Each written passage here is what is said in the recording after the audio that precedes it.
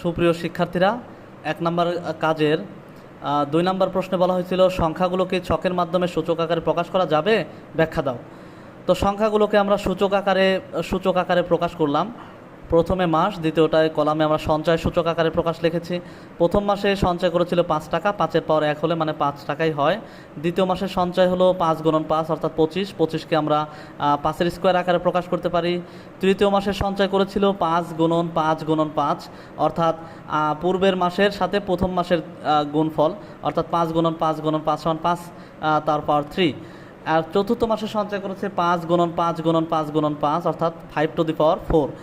এবং পঞ্চম মাসে চতুর্থ মাসে যে সঞ্চয় করেছিল তার সাথে প্রথম মাসের সঞ্চয় গুণ অর্থাৎ 5 টু দি পাওয়ার 5। এভাবে আমরা সঞ্চয় করতে পারি। তৃতীয় নম্বর প্রশ্ন ছিল পঞ্চম মাসের সঞ্চয়ের পরিমাণ কত। পঞ্চম মাসের সঞ্চয়ের পরিমাণ হলো 3125 টাকা। চতুর্থ মাসে এই